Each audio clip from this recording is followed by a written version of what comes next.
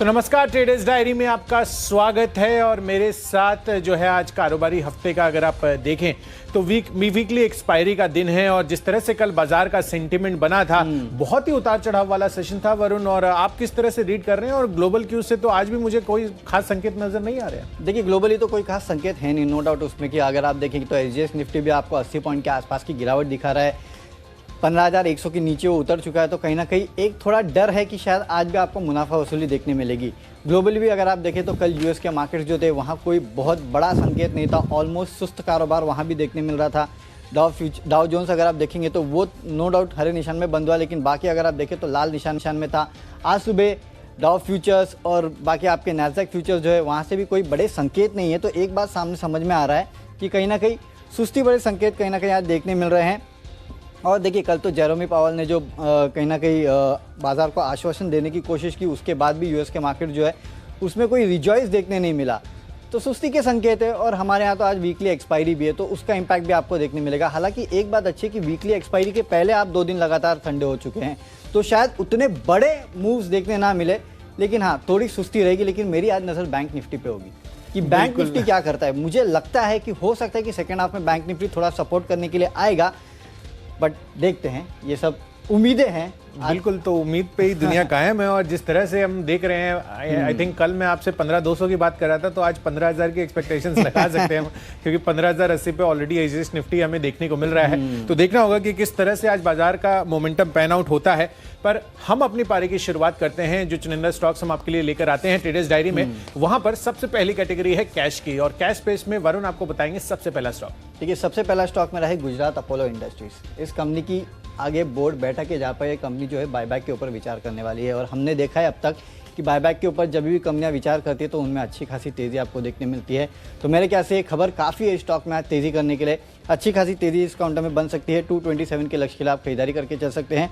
215 का आपको एक स्टॉप लॉस रखना है। तो एक ऐसी कंपनी जो हम काफ़ी कम देते हैं, खबर है, इसके लिए आज यहाँ पे कैश में आपको एक बिल्कुल वरुण, मैं तो नाम भी पहली बार सुन रहा हूँ इनफैक्ट, बट बायबैक का ट्रिगर है तो डेफिनेटली आप पर आपकी जो बायबैक पर पहली नजर बनी रहती है, उससे डेफिनेटली जो है आज आपको इस स्टॉक पर फोकस रखना है। कैश स्पेस से मैंने स्टॉक चुना है सुप्राजित इंजीनियरिंग का। ऑटो एंसिलरी स्पेस से इनके नतीजे आते हुए दिखे थे और दमदार नतीजे आ रहे हैं। मार्जिन आप दिखे, खासकर 12.2% से बढ़कर 17% के मार्जिन कंपनी ने पोस्ट किए हैं। और जो इनका कामकाजी मुनाफा है वहां पर भी 72% का उछाल देखने को मिला है। और यही नहीं, इसके साथ एक और ट्रिगर भी है। इन्होंने अपने बायबैक का ऐलान किया है और 320 रुपए प्रति शेयर के भाव पर ये बायबैक करते हुए नजर आएंगे। तो मौजूदा भाव से ऑलमोस्ट 32% का प्रीमियम जो है सुप्राजित इंजीनियरिंग ने बायबैक का प्राइस डिक्लेयर किया है। तो सुप्राजित इंजीनियरिंग पर फोकस रखिए। आज के दिन में बढ़िया तेजी बन सकती है। 255 के लक्ष्य के लिए 239 रुपीज का आपको स्टिक स्टॉप लॉस इसमें बनाना है। अगली कैटेगरी है आज के फ्यूचर्स की। और आज के फ्यूचर्स में मैंने चुना है आईटी स्टॉक स्पेस से टेक महिंद्रा। आईटी दिग्गज कंपनी है और जिस तरह से कल यहां पर टेक्निकल चार्ट बनते हुए दिखे थे वरुण, काफी बेहतरीन, इनफैक्ट ओवरऑल आईटी स्पेस भी ऑलमोस्ट दिन के हाई पॉइंट पर जाकर बंद होता हुआ नजर आया था। तो मुझे लग रहा है कि बाजार के मोमेंटम में आज किसी भी तरह की अगर वॉलेटिलिटी भी होती है तो आईटी स्टॉक जो है उसको सपोर्ट करते हुए नजर आएंगे। तो टेक महिंद्रा, इसके फ्यूचर्स खरीदे। 1010 का आज के लिए आपको लक्ष्य रखना है। 965 रुपए का स्टिक स्टॉप लॉस। तो चलिए, टेक महिंद्रा में आपको खरीदारी करना है, लेकिन टाटा स्टील के फ्यूचर में आप बिकवाली कर सकते हैं। आपको याद होगा कल भी हमने आपको जब कहा था कि नतीजे आए थे, नतीजे काफ़ी अच्छा है, लेकिन कल इसी शो में मैंने आपको कहा था कि जो पार्टली पेड अप शेयर्स है उसके ऊपर नजर रखिए, क्योंकि वो शायद इस काउंटर पे दबाव बना सकता है। और देखिए, डिटेल रिसर्च भी थी कल इस पर। डेफिनेटली, तो डिटेल रिसर्च तो हमने आपको बाद में बताई थी, लेकिन सुबह सुबह आपको बता दिया था कि स्टॉप लॉस काफ़ी स्ट्रिक्ट रखना टाटा स्टील में, क्योंकि ये एक डर है। और वो डर देखिए कल आपको देखने मिला, किस तरह से पार्टली पेड अप शेयर में 15% की गिरावट देखने मिली। अब होगा ये ना कि पार्टली पेड अप शेयर और टाटा स्टील का जो कैश का स्टॉक है या फ्यूचर्स का स्टॉक है, वो इन दोनों में आपको अगले कुछ दिनों तक ये ना एक स्टॉक दूसरे स्टॉक के कहीं ना कहीं जो मोमेंटम है उसको ड्राइव करता हुआ दिखाई देगा आज। क्योंकि कल आप देखेंगे तो पार्टली पेड अप शेयर्स में काफ़ी कुछ सेल ऑर्डर्स बचे थे, यानी कि हो सकता है कि आज उसमें और दबाव देखने मिले। अगर वहाँ दबाव आएगा तो हो सकता है कि टाटा स्टील में भी दबाव आएगा। तो उसके चलते आपको यहाँ बिकवाली करके चलना है 675 के लक्ष्य के लिए, लेकिन 700 रुपये का एक स्टॉप लॉस रखिए। और स्टॉप लॉस काफ़ी स्ट्रिक्ट रखना, क्योंकि अगर यहाँ से टाटा स्टील घूम गया, क्योंकि टाटा स्टील में फंडामेंटली कोई खराबी नहीं है, फंडामेंटली काफ़ी अच्छा काउंटर है, यहाँ से अच्छी ग्रोथ देखने भी मिलेगी।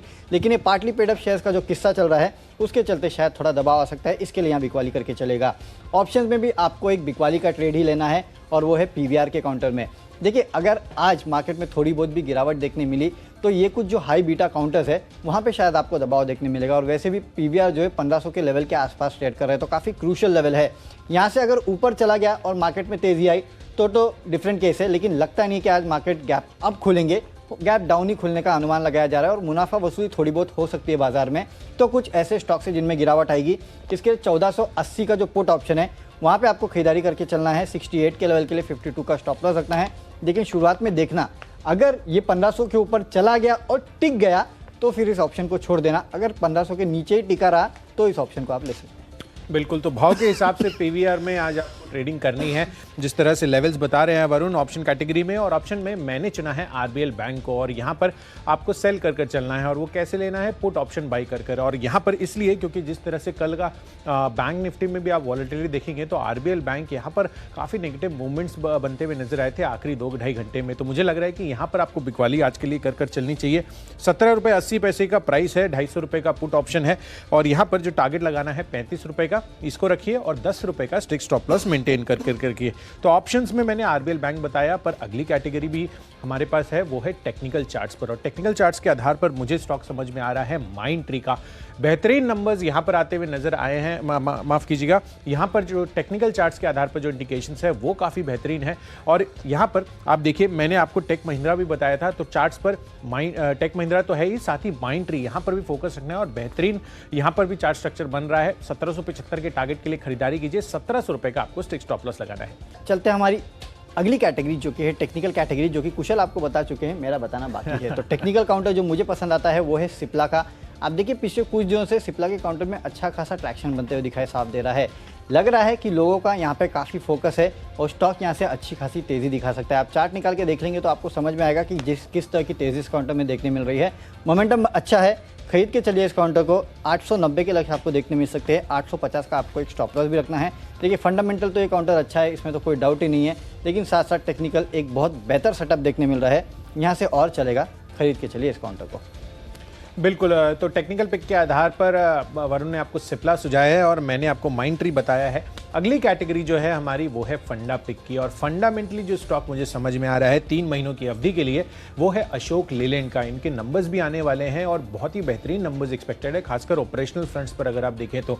और साथ ही कंपनी के जो मंथली नंबर्स आ रहे हैं वरुण, वहां पर भी हम देख रहे हैं कि जो इनकी एमएचसीवी स्पेस है लगातार रिकवरी हो रही है। और कल मैं आयशर मोटर्स की मैनेजमेंट से भी बात कर रहा था और उनका जो वीईसीवी डिवीजन है उस पर भी उनकी जो कमेंट्री थी और जिस तरह से अब इकोनॉमिक रिवाइवल हो रहा है, वहां पर काफी क्लियर इंडिकेशंस आ रहे हैं कि ये स्पेस जो है काफी बढ़ सकता है और बेहतरीन recovery almost pre Covid levels पर भी हम जाते हुए नजर आ सकते हैं अगले 3 से 6 महीनों में। तो उसी लिहाज से नेक्स्ट क्वार्टर के अर्निंग्स भी आपको इसमें फैक्टरिंग होती हुई नजर आएगी। तो अशोक लेलैंड मैंने उस एंगल से इसको अपने फंडामेंटल पिक में शामिल किया है। जा सकते हैं, बिल्कुल, है ना। स्टॉक तो प्री कोविड के ऊपर चला जाएगा। मार्केट की यही तो खासियत है वरुण, क्योंकि बाजार जो है वो इस चीज को पहले ही भाप लेता है और प्राइस रिफ्लेक्शन पहले ही दिखा देता है। डेफिनेटली मेरे ख्याल से, क्योंकि कोविड के पहले भी ये शायद 80, 90, 100 के आसपास ही ट्रेड करता था। 105 के आसपास मुझे याद है, तब बहुत अटकता था। 105, 120 की रेंज में था, फिर उसके बाद 35-40 रुपए के लेवल्स पे गया। उसके बाद से आप देखिए किस तरह की चाल इसमें बनती हुई नजर आई। बताइए, इतनी तो इसकी गाड़ियां नहीं चलती जितना स्टॉक चल जाता है। चलिए, अब तो हर जगह स्कूल्स भी खुल रहे हैं तो उसका भी पॉजिटिव इंपैक्ट आएगा। 22% इनका मार्केट शेयर है बस स्कूल बस सेगमेंट में। तो स्कूल बस में एक ये है, एक टाटा मोटर्स है आई थिंक, बिल्कुल, और आयशर, ये 3 ही तो है बस बनाते। प्राइमरली ये 3 है, बट इनका सबसे बड़ा मार्केट शेयर दिखता है मुझे। चलिए ठीक तो है। अशोक लेलैंड उस वजह से आपको इस पे फोकस रखना है। 3 महीनों की अवधि के लिए आपको 20 से 25% का रिटर्न इसमें देखने को मिल सकता है 160 के लक्ष्य के लिए। स्कूल खुलते हैं तो हम खासकर नोटबुक पेंसिल पे फोकस करते हैं, लोग भूल जाते हैं कि बस भी होती है। भाई स्कूल बस में भी बच्चे जाते हैं स्कूल। चलिए ठीक है, बेटर पिक है। चलिए अब अगला कैटेगरी जो है कि फंडा आपने बता दिया कि अशोक लेलैंड आपको काफ़ी पसंद है, लेकिन देखिए स्कूल खुलता है तो लोग जूते चप्पल भी तो पहनते हैं बच्चे लोग, राइट। नो डाउट इसके चलते शायद आपके लिए बाटा प्रेफर्ड पिक हो सकता है, लेकिन जो नतीजे आए हैं वो आए हैं खादिम के काफ़ी बेहतर। बाटा के भी खराब नतीजे नहीं है, वो भी अनुमान से अच्छे ही है, लेकिन खादिम की खासियत ये है कि घाटे से ये कंपनी जो है वो मुनाफे में आ चुकी है। ये सबसे बड़ी बात है और इसके लिए मैंने आज इसको एज अ फंडा पिक चुना है। यहाँ पे आप खरीदारी करके चल सकते हैं। खादिम में 147 के लक्ष्य के लिए 140 का आपको एक स्टॉप लॉस रखना है। मार्जिन देखिए 1.9% से बढ़ के 8.6% पे। एबिटा 4.5 गुना हो चुका है और पिछले साल इसी क्वार्टर में कंपनी ने 13 करोड़ का लॉस किया था। इस बार करीब 4 करोड़ 40 लाख का कंपनी ने प्रॉफिट किया है। तो ये काफ़ी है बताने के लिए कि ये स्टॉक किस तरह की तेज़ी आज दिखा सकता है। इसके लिए मेरे ख्याल से आपको खरीदारी करके चलना चाहिए यहाँ से 147 के लक्ष्य के लिए। अब निवेश करना है एनबीसीसी में। देखिए सरकारी कंपनीज में आपने देखा पिछले कुछ दिनों में किस तरह की तेज़ी देखने मिली कि, लेकिन एनबीसीसी वहीं के वहीं बैठा हुआ है। ये आगे चलने को ही तैयार नहीं। वो प्री कोविड जब कोविड आया था, प्री कोविड के टाइम भी 32 के आसपास था, उसके बाद उसके नीचे गिरा, मेरे ख्याल से 20 के भी नीचे गिर चुका था शायद ये काउंटर, वहाँ से चला, लेकिन अभी भी 32 के आसपास ये काउंटर ट्रेड कर रहा है। और कहीं ना कहीं कुशल सबसे बड़ी बात है ना कि इस कंपनी की ऑर्डर बुक बहुत बड़ी है, लाख करोड़ के आसपास की ऑर्डर बुक है। लेकिन एक तो क्या आपके मार्जिन यहाँ पे लॉक्ड है, दूसरा लोग कहीं ना कहीं ये शक शुबा लगाते हैं कि भाई ऑर्डर बुक तो है लेकिन एग्जीक्यूट कब होगा, सबसे बड़ी दिक्कत ये है। लेकिन आप इस कंपनी के नतीजे निकाल के देख लीजिए, आपको साफ समझ में आएगा कि हाँ भाई एग्जीक्यूशन शुरू हो चुका है। क्योंकि कंपनी के नतीजों में अगर आप देखेंगे रेवेन्यूज करीब 10% बढ़ी है, मार्जिन देखिए 1.3% से बढ़ के 3% पे आए हैं, और कंपनी का मुनाफा जो है वो 75% बढ़ा है। आई डोंट नो एनबीसीसी से मैंने कब इस तरह के नतीजे देखे थे जब 75% इस कंपनी का मुनाफा जंप आया था। 55 करोड़ से बढ़ के ये 97 करोड़ पे आया है। तो नो डाउट नतीजे अच्छे हैं, और जिस तरह से जिस वैल्यूएशन पे ये काउंटर खड़ा है मेरे हिसाब से रिस्क रिवॉर्ड बहुत फेवरेबल है। यहाँ से खोने के लिए आपके पास कुछ ज़्यादा है नहीं, ज़्यादा से ज़्यादा क्या 2 रुपये नीचे जाएगा, उससे ज़्यादा क्या नीचे जाएगा। लेकिन यहाँ से जब चलना शुरू होगा तो मेरे ख्याल से बाकी पीएसयूज को ये आउट परफॉर्म कर सकता है।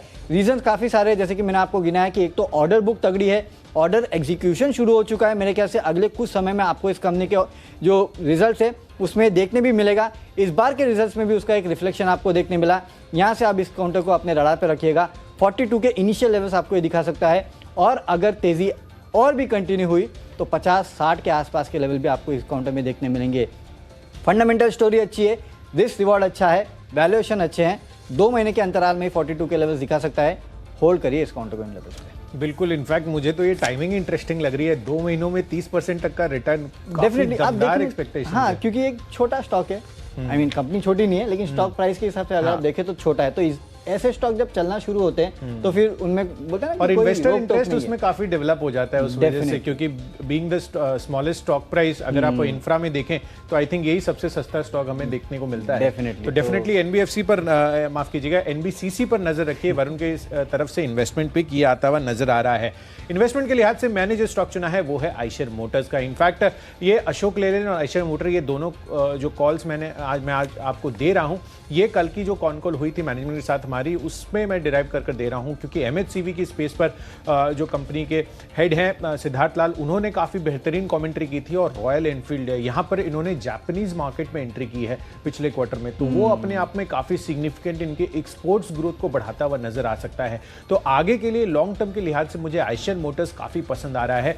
1 साल की अवधि आपको इसमें होल्डिंग पीरियड अपना बनाकर चलना है, और 3500 रुपए यानी कि 20 से 22% का रिटर्न आपको यहां पर भी कंफर्टेबली मिल सकता है। निफ्टी का स्टॉक है, नजर रखिए। बेहतरीन डेवलपमेंट्स हो रही है बिजनेस स्ट्रैटेजीज के हिसाब से, और एमएचसीवी जो इनका स्पेस है वहां पर भी सुपर्ब रिकवरी आ रही है। अगली कैटेगरी है हमारे न्यूज के दम पर, और न्यूज बेस्ड जो स्टॉक मैंने चुना है आज के लिए वरुण, वो है हैप्पीएस्ट माइंड टेक्नोलॉजीज का। जिस तरह से इसके भी नंबर्स आते हुए दिखे हैं, इंटायर आईटी स्पेस जो है आज मैं बुलिश हूं, और मुझे लग रहा है कि यहां पर भी बेहतरीन तेजी बनती हुई दिख सकती है। अब देखिए ये जो रेंज है अभी इस लेवल पे ये काफी टाइम से ट्रेड करता हुआ नजर आ रहा है, और आई थिंक ये जो नंबर्स आए हैं ये ट्रिगर बन सकता है इसको और फर्दर अप मूवमेंट में ले जाने के लिए। तो हैप्पीएस्ट माइंड्स 365 के टारगेट के लिए खरीदारी कीजिए। आज के लिए 350 रुपए का आपको स्ट्रिक्ट स्टॉप लॉस लगाना होगा। तो बेहतरीन नंबर्स के आधार पर यहां पर आप फोकस रखिए। चलिए, तो नंबर्स के आधार पर आपको एक और काउंटर खरीदना है जहां पे खबरें हैं, और वो है प्राइकॉल का। यहाँ पे देखिए घाटे से ये कंपनी भी मुनाफे में आई है, तो उसका इंपैक्ट आपको इस कंपनी में देखने मिलेगा। पिछले साल इसी क्वार्टर में करीब 14.5 करोड़ के आसपास का लॉस था, इस बार करीब 21 करोड़ का प्रॉफिट किया है। मार्जिन 5% से बढ़ के 15% पे आए हैं। इसके चलते यहाँ पे खरीदारी करके चलेगा 61 के लक्ष्य के लिए 57 का आपको एक स्टॉप लॉस भी रखना है। चलते हमारी आखिरी कैटेगरी जो कि है माई चॉइस की कैटेगरी, और यहाँ मेरे तीनों बाय कॉल्स ही है। और सबसे पहले आपको खरीदारी करना है एसएच खेलकर में। यहाँ ये कंपनी भी घाटे से मुनाफे में आई है। 11 करोड़ के घाटे के मुकाबले इस कंपनी ने करीब 35 करोड़ के आसपास का मुनाफा किया है। उसके चलते आप यहाँ खरीदारी करके चलेगा। आज अच्छा खासा एक्शन देखने मिलेगा। 131 के लक्ष्य के लिए खरीदारी करना है। केशोराम इंडस्ट्रीज और एक कंपनी जो कि घाटे से मुनाफे में आई है। 13 करोड़ के घाटे के मुकाबले इस कंपनी ने करीब 102 करोड़ के घाटे के मुकाबले इस कंपनी ने 53 करोड़ का मुनाफा किया है। मार्जिन्स 1.5% से बढ़ के सीधे 13.5% पे आए हैं। इंपैक्ट देखने मिलेगा। हालांकि एक स्टॉक कल चल चुका है, तो काफ़ी स्टॉप लॉस के साथ ट्रेड करना 71 के लक्ष्य के लिए 67 का आपको एक स्ट्रिक्ट स्टॉप लॉस रखना है। और फिनोलेक्स केबल्स, इस कंपनी के नतीजे आने वाले हैं 12 तारीख को, और आपने देखा फिनोलेक्स इंडस्ट्रीज में किस तरह के नतीजों के बाद एक्शन देखने मिला। मेरे ख्याल से आपको यहाँ खरीदारी करके चलना चाहिए। वैसे तो इंट्राडे का लक्ष्य दे रहा हूँ मैं 380 का, लेकिन यहाँ से आप 1-2 दिन के लिए होल्ड भी कर सकते हैं इस काउंटर को। नतीजों के पहले तक होल्ड कीजिए, नतीजे के बाद देखेंगे क्या होता है, लेकिन नतीजे अच्छे आएंगे, कम से कम इतना तो लग रहा है। चलिए, माई चॉइस में मेरा पहला कॉल है GSPL का। यहाँ पर बेहतरीन साइड पर नंबर्स आते हुए दिखे हैं। मार्जिन 24.4% से बढ़कर 30.5% पर आए हैं। साथ ही कंपनी का मुनाफा ऑलमोस्ट 60% बढ़कर 650 करोड़ पर आता हुआ नजर आया है। तो 233 के लक्ष्य के लिए यहाँ पर खरीदारी कीजिए। 224 रुपए का स्ट्रिक्ट स्टॉप लॉस लगाना होगा। अगला कॉल है माई चॉइस में एंटनी वेस्ट हैंडलिंग का, और यहाँ पर भी बेहतरीन साइड पर नंबर्स आए हैं। मार्जिन 24 से बढ़कर ऑलमोस्ट 26.5% हुए हैं, और साथ ही कंपनी के मुनाफे में 76% के उछाल के साथ और 19 करोड़ पर कंपनी का मुनाफा आता हुआ नजर आया है। तो 340 के लक्ष्य के लिए यहां खरीदारी कीजिए। 325 रुपए का स्टॉप लॉस लगाइए। और आखिरी कॉल है नेल कास्ट का। बेहतरीन नंबर्स यहां पर भी आए हैं। मुनाफा ऑलमोस्ट 2.5 गुना बढ़कर 6 करोड़ पर आया है, और साथ ही कंपनी की मार्जिन में भी 2% का उछाल के साथ 9% पर कंपनी ने मार्जिन रिपोर्ट किए हैं। तो 72 के टारगेट के लिए यहां पर भी खरीदारी कीजिए, और 68.5 रुपए का आपको स्ट्रिक्ट स्टॉप लॉस इसमें भी लगाना है। चलिए, तो स्टॉक्स हमने आपको बता दिए, लेकिन फटाफट नजर डाल लेते और देख लेते कि कौन से स्टॉक्स को हमने अपने टीम में चुना है। कैश का काउंटर है गुजरात अपोलो इंडस्ट्रीज, यहाँ पे खरीदारी करना है। टाटा स्टील के फ्यूचर में बिकवाली कीजिएगा। PVR का 1480 का पुट ऑप्शन खरीदना है। सिप्ला टेक्निकली अच्छा लगता है, खरीदारी करके चलिएगा। फंडामेंटली खादिम नतीजे आए हैं, बेहतरीन है। निवेश करना है NBCC में, बेहतरीन नतीजे देखने मिल रहे हैं। एग्जीक्यूशन शुरू हुआ है, मुझे लगता है अगले 2 महीने में 42 का लेवल दिखाएगा। फ्राइकॉल, SH केलकर, केशोराम, यहाँ पे बेहतरीन नतीजों के चलते आप खरीदारी कर सकते हैं। और फिनोलेक्स केबल्स नतीजे आने वाले हैं, उसके पहले 380 के लक्ष्य के लिए खरीदारी करके चलेगा। और इसमें से जो मेरा बेस्ट पिक है वो NBCC का है। नतीजे काफ़ी बेहतरीन आए हैं इस कंपनी के, और पिछले कुछ दिनों से ये काउंटर काफ़ी ठंडा पड़ा है। मेरे ख्याल से अब यहाँ से तेज़ी देखने मिलेगी। 42 के लक्ष्य आपको 1 से 2 महीने में ये काउंटर दिखा सकता है। बिल्कुल। तो चलिए, कैश के स्पेस से सुप्रजित इंजीनियरिंग दमदार नतीजे और प्रीमियम पर बायबैक प्राइस आने से यहां पर फोकस रहेगा। 255 के लक्ष्य के लिए खरीदारी कीजिए। इसके अलावा टेक्निकल चार्ट्स पर टेक महिंद्रा काफी पॉजिटिव लग रहा है, तो यहां पर भी खरीदारी कीजिए। RBL बैंक थोड़ा नेगेटिव साइड पर आज ट्रेड कर सकता है, तो 250 रुपए का पुट ऑप्शन जो है आपको खरीद कर चलना है। इसके अलावा बेहतरीन चार्ट्स के आधार पर माइंड ट्री पर फोकस रखिए। फंडामेंटली अशोक लेलैंड काफी बेहतर काउंटर है। साथ ही इन्वेस्टमेंट के लिहाज से आयशर मोटर्स, जिसके कल नंबर्स आए थे कमेंट्री के बाद, यहां पर पॉजिटिविटी बन सकती है। साथ साथ आपको हैप्पीएस्ट माइंड्स खबरों के दम पर जिस तरह के नंबर्स इस पर आते हुए दिखे हैं, यहां पर भी फोकस रखिए, बेहतरीन तेजी बन सकती है। और GSPL, एंथनी वेस्ट हैंडलिंग और नेलकास्ट, ये 3 स्टॉक्स भी आपको खरीदारी करके चलनी है माई चॉइस कैटेगरी में। और इन सब में जो मेरा बेस्ट पिक है वो है सुप्रजित इंजीनियरिंग का। ऑलमोस्ट 32% के प्रीमियम पर जो है बाईबैक प्राइस आता हुआ नजर आया है मौजूदा भाव के हिसाब से, और बेहतरीन नतीजे कंपनी ने भी पोस्ट किए हैं। तो 255 के लक्ष्य के लिए यहां पर खरीदारी कीजिए। 239 रुपए का आपको स्ट्रिक्ट स्टॉप लॉस इसमें लगाना है।